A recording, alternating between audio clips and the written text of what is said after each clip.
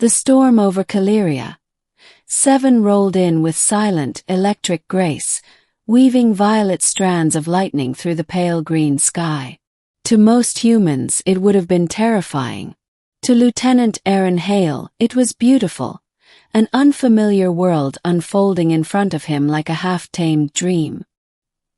He tightened the straps on his atmospheric suit and adjusted the comlink. The wreckage of the crashed diplomatic cruiser sprawled like a broken spine down the crystalline slope ahead of him. Somewhere inside that wreckage was the person he had been sent to find. Princess Eluria of the Keletheri Dominion. An alien royal. Political key to holding together 4 fractured star systems. And, as rumors had it, someone whose telepathic abilities could read emotions so deeply that hiding fear or attraction was impossible. Aaron exhaled slowly. "Just a rescue mission," he muttered. "Not like she'll be able to hear you thinking. I hope." The wreckage groaned as he forced open the half-melted airlock. The interior was dim, illuminated only by flickering emergency strips, blue, pink, and then dead black. He moved with careful, deliberate steps. "Princess Eluria," he called out. "This is Lieutenant Aaron Hale of the Terran Coalition. I'm here to extract you." A soft hum answered him. Then a voice, melodic and faint. "You came alone." Aaron froze. The princess stepped into view from behind a collapsed support beam. Even battered by the crash, she carried the air of someone sculpted from starlight and command. Her skin shimmered with the faint iridescence characteristic of Keletheri biology. Her white blonde hair, braided with tiny crystal nodes, fell over one shoulder. But it was her eyes, silver, reflective, swirling faintly like nebulae, that arrested him. Eyes that were staring at him, more intensely than any eyes had stared at him before. "Why is she looking at me like that?" he wondered. Then he remembered the warnings. Keletheri telepathy. Emotional resonance. "She can hear you." Heat rose to his face. Her own expression flickered in response. Surprise, confusion, and then something deeper. "My heart," she whispered softly, hand rising to her chest. "It is racing. Uncontrollably." Aaron stiffened. "Is that, bad?" "It is unusual." Her gaze sharpened. "You feel fear, concern, curiosity, and..." She stopped mid-sentence. Aaron coughed sharply. "We should, get you out of here. The ridge is unstable." Eluria's lips parted, but she nodded. He carefully approached her. "Are you injured?" "Not beyond natural healing." She drew in a breath. "But the psychic interference of this planet suppresses my abilities. I cannot tell which emotions are yours, and which are mine." That was news he wasn't prepared for.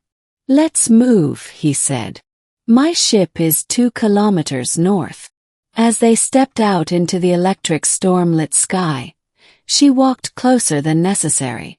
Close enough that the faint hum of her crystal nodes vibrated through his suit. "Princess Eluria," she corrected gently. "If you are to carry me through alien terrain, you should not call me princess." "I'm not carrying you." "Are you not?" she asked, tilting her head. He swallowed hard. "Not unless you're injured." She stared at him for a beat too long. There was again that look. It wasn't judgment. It wasn't suspicion. It was like she was listening to the shape of his emotions, tasting their echoes in the air.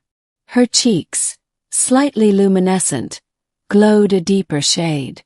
Another heart race. Another flicker in her gaze. The trek across the crystalline plains was slow. Shards of quartz like growths rose from the ground like frozen lightning. Each time Aaron hesitated, Eluria was beside him, reading something in his posture, in his breath.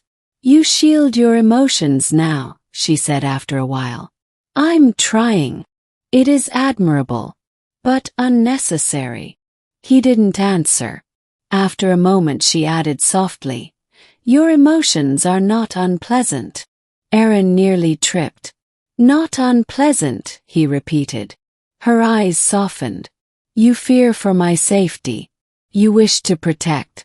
You are overwhelmed by my presence but do not attempt to hide cruelty or deceit. He paused. Humans are loud. Your inner voices. But you are harmonious. Harmonious. He wasn't sure anyone had ever used that word to describe him. Before he could respond, a tremor shook the ground. Killyrian tectonics, he muttered. This ridge is collapsing faster than expected. The ground split open beneath them, sending them sliding down a slope of fractured crystal. Erin grabbed Illuria's arm, pulling her against him as they tumbled. When they finally came to a stop, he found himself half shielding her body with his. You protect, she murmured, breath brushing his neck. That's my job. Her face was inches from his. Her pupils dilated, swirling silver into bright white, a sign of intense emotion. Your heart is racing too. He cleared his throat.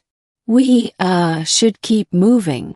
Yes, she whispered, though she made no move to shift away immediately. When she finally rose, she extended a hand to help him up. He hesitated only a second before taking it. Her touch sent a warm pulse through him. She felt it too. They reached his compact shuttle just as the storm intensified, violet lightning striking in rapid succession. As Erin initiated takeoff procedures, Illyria stood behind him, unusually quiet. You are thinking loudly again, she said finally. Sorry. Do not apologize for truth. He inhaled sharply. What truth do you think I'm feeling? She approached the pilot's chair, her presence a soft gravity pulling at the air. You wonder why I look at you the way I do. Erin froze. Illyria circled to face him, leaning closer, her silver eyes searching his. I look at you like that because I do not understand the signals of my own heart right now. Keletheri do not experience emotion this strongly. Not without deep resonance. Resonance. It is a rare phenomenon between minds.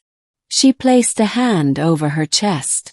You speak silently, yet I hear you, and your emotions shape my own. That is why my heart races. Erin exhaled. Is that dangerous? She shook her head.